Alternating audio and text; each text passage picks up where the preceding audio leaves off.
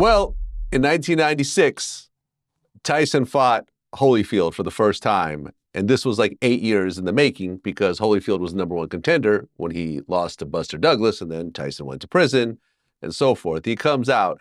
And like I said, I just interviewed Holyfield. And what he told me, he said, look, number one, he had already sparred Tyson when he was like 22 years old. And he wasn't scared of Tyson. And he said that coming into this fight, people were like, oh, be careful of this guy. He goes, I'm not going to run. I'm not going to run from this guy. And he did it. He came in and then he beat Tyson. And that really, kind of lifted the veil of the Wizard of Oz. No, because, the Buster Douglas thing was a little... Douglas lifted, but we didn't believe it. You didn't believe it, exactly. We just thought it was a fluke. But then when Holyfield did it, it was like, okay, this went all the way, there's no way around this. Tyson legitimately lost to Holyfield. And then 7 months later, there was the rematch. And that's when all hell broke loose and Tyson ended up biting off part of Holyfield's ear and then bit him twice. Were you surprised when this happened? Are you sitting down? Yeah, you are. Yeah. I'm gonna tell you something. And you could go Google it. Go to the New York Post to that date, the Monday after that fight. The late, great Jack Newfield, one of the great writers of all times, great people of all time, wrote a story. I was at a house party with Jack Newfield the day of that fight with my wife. And it was at his brownstone in the Village. And he wanted me to stay to watch the fight. And I said no, because when Tyson fought, it was a private thing for me. And I said, no, I don't want to be around people asking me questions. I'll go home. I don't want to be around. So he had all kinds of people there. He had the deputy mayor. He had the police chief. That was Jack Newfield. He used to have everybody. And before I left, they said, we can't let you leave without giving us a prediction. What's going to happen?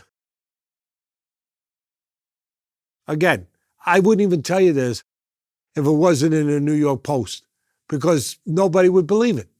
Not that I care, but I wouldn't put myself in that position to look like I'm giving that kind of story and it doesn't sound meritable. It doesn't sound believable. When they asked me that, I said, even when I say it now, it sounds fantastic. But I said, Tyson's going to get disqualified. And they said, what did you just say? And Jack's a great writer, so that tweaked his interest. Jack said, Teddy, did you just say he's going to? I said, yeah. There's no other out. He goes, what do you mean there's no other out? I said, I know Tyson. And if I'm right about him, he got stood up against Douglas. He got stood up to against Holyfield the first time. He knows he's empty in the areas that he can't be empty to beat this man. Yeah, he can punch. He might hit him on the chin. Most likely he won't, because Holyfield already showed he's got a great chin. But he knows that he doesn't have the one thing he needs to beat this man. He's empty in one area. He's got power, he's got speed, but he does not have what it takes to beat this man. He doesn't have that core of true belief that when the moment comes, he's willing to get through that moment. He's willing to get through that moment. He's willing to go into that dark room with no light. Holyfield will go in there and he'll find the light switch. But he is not willing to go into that dark room with no light and get trapped in that room, because he has never been whole in the one area that's most important to be whole, where you really, really, truly believe in yourself in that way, besides your power and your speed, but you believe in the core of who you are. You believe. He used to, you guys forget, when he was getting ready to fight different guys, like whether it was Lennox Lewis, whether it was this guy, whether it was that guy, he used to give phrases of intimidation, like, how dare you talk to me that way when you know I eat your, when you know I'll kill you for it, or you're going to die for that, or I eat your children, or I'll do this, I'll do that. It sounded like good stuff, to throw up there, part of the legend, part of the promotion, all of that. But it was more than that. He was using other people's quotes. One of them was Lex Luthor from Superman. One was someone. They were all. I realized it. I said, "Oh my God, these are all." It's not. You know why? Because he didn't know who he was. He still didn't know if he could be that guy. He could punch like hell. He won titles, but he didn't know when it got past that, when it got into that place that eventually you get to, where it's more than talent, more than power, more than speed, more than intimidation. He didn't know what was there. He didn't have an identity. So he grabbed other people's identities that could scare the crap out of you, because those were the identities he needed. But he didn't believe he could be what he needed to be. So when he was fighting a guy that he knew that he couldn't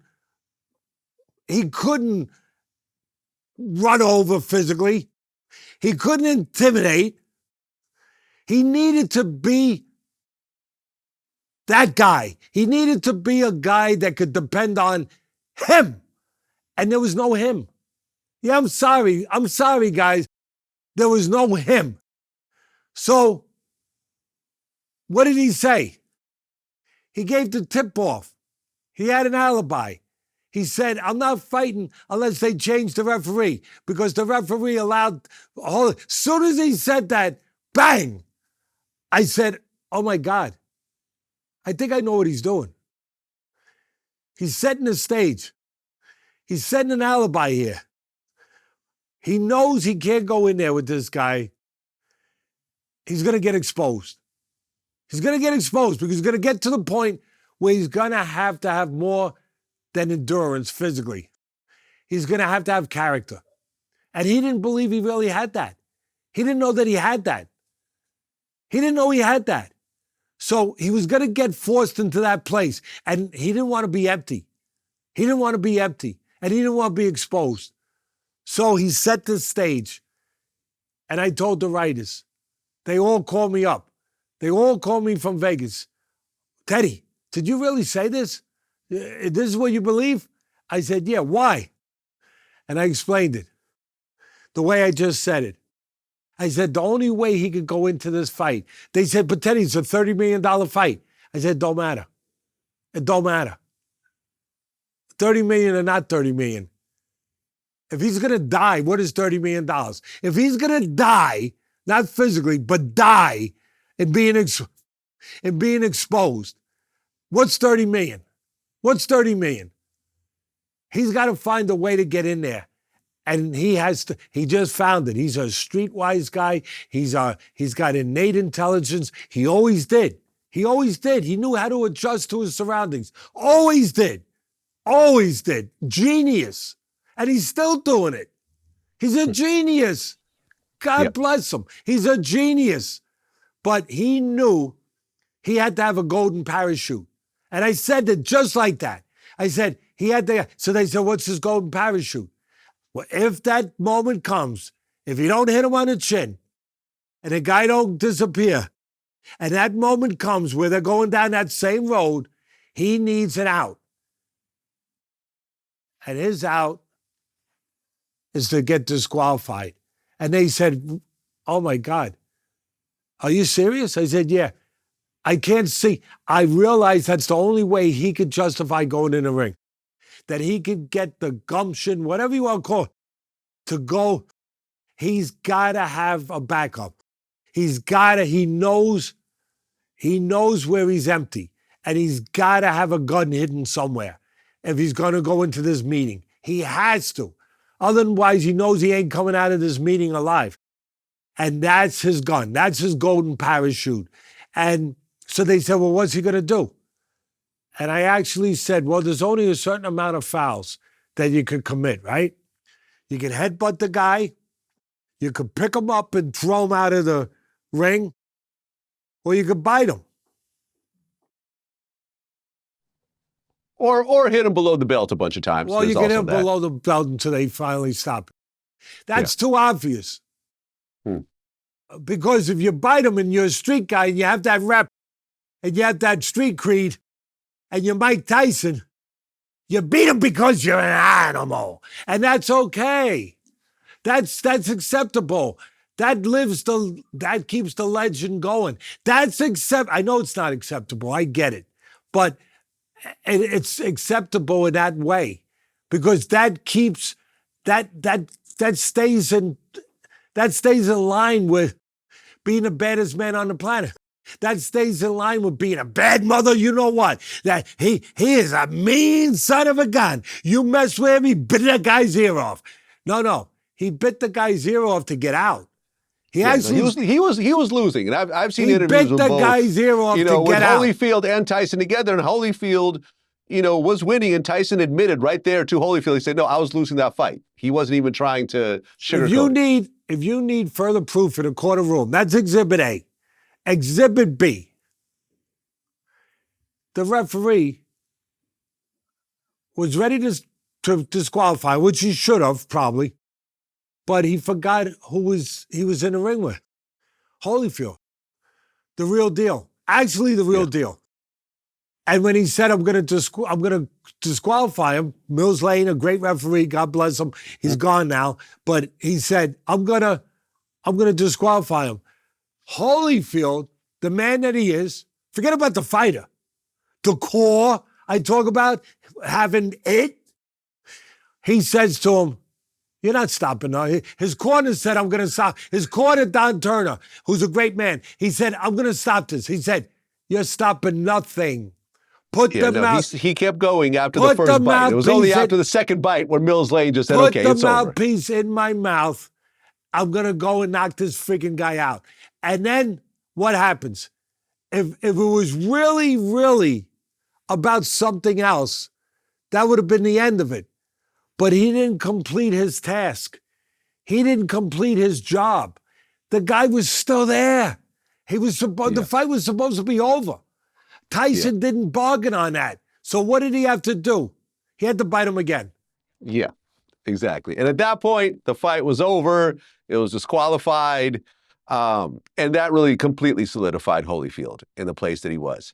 And after that, Tyson had some more fights over the years. But essentially, the reign of Tyson was over with those two fights.